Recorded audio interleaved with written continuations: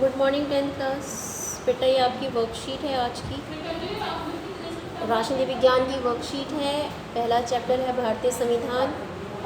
पहले 4 पेज छोड़ने हैं, 2 में इंडेक्स, एक में आपका मैप चिपकेगा भारत का राजनीतिक, जिसमें आपने राज्य और राजधानियाँ भरनी है, केंद्र शासित प्रदेश भरने हैं, उनकी राजधानियाँ भरनी है, अगले में लिखना है। वो काम आप धीरे धीरे कर लेना। आज की तारीख में आपने ये भारत के संविधान की उद्देशिका एज इट इज़ जैसा इसमें दे रखा है पूरी ऐसी ही लिखनी है, ठीक है। लिखने के बाद आपको क्या करना है, कुछ मैं इंपॉर्टेंट फैक्ट्स बताऊंगी इसके, वो आपको लिखने हैं जैसे हम पहले भी लिखते हुए आए हैं।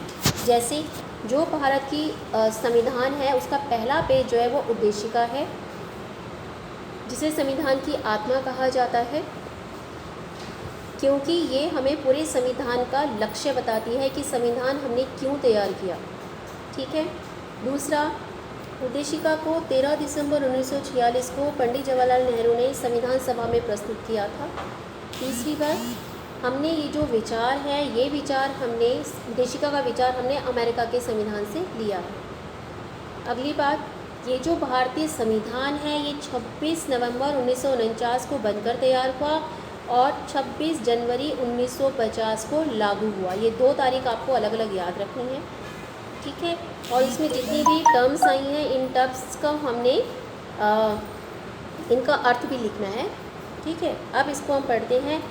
हम भारत के लोग भारत को एक संपूर्ण प्रभुत्व संपन्न समाजवादी पंथ निरपेक्ष लोकतंत्रात्मक गणराज्य बनाने के लिए तथा उसके समस्त नागरिकों को सामाजिक आर्थिक और राजनीतिक न्याय, विचार, अभिव्यक्ति, विश्वास, धर्म और उपासना की स्वतंत्रता, प्रतिष्ठा और अवसर की समता प्राप्त कराने के लिए तथा उन सब में व्यक्ति की गरिमा और राष्ट्र की एकता और अखंडता सुनिश्चित करने वाली बंधुता बढ़ाने के लिए दृढ़ संकल्प होकर अपने इस संविधान सभा में आज तारीख 26 नवंबर 1949 को एतद द्वारा इस संविधान को अंगीकृत, अधिनियमित और आत्मर्पित करते हैं, ठीक है।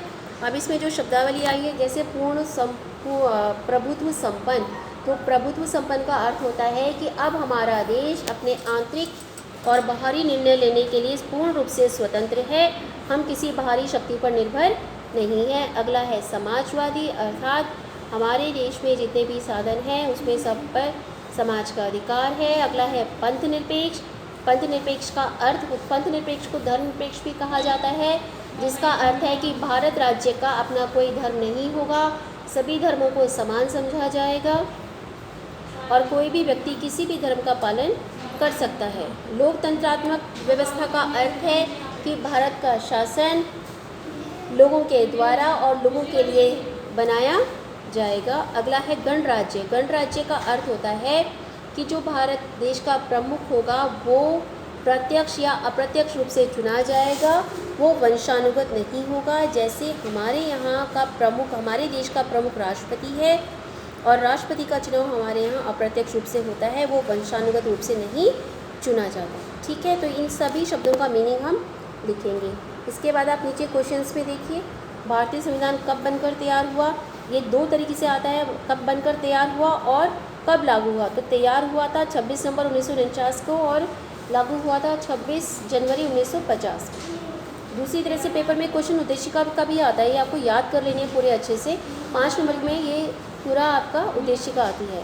फिर ये नीचे आपको टर्म्स दे रखी हैं, ये तो आप फिल कर लेंगे। अगला क्वेश्चन आपको दे रखा है कि भारतीय संविधान की उद्देशिका में किसी एक मूल्य के विषय में जानकारी एकत्रित करिए। तो कोई भी एक मूल्य, चाहे आप प्रभुत्व संपन्न का लिखना चाहते हैं, जिसका भी आप लिखना चाहते हैं उसके बारे में जो मैंने समझाया है वो आप लिख देंगे। तो ये आपकी वर्कशीट है और आपने मुझे पूरी करके सेंड करनी है। सिर्फ ये 2 क्वेश्चन करके सेंड नहीं करेंगे, जितना मैंने बताया है सारा लिखेंगे तब सेंड करेंगे आप।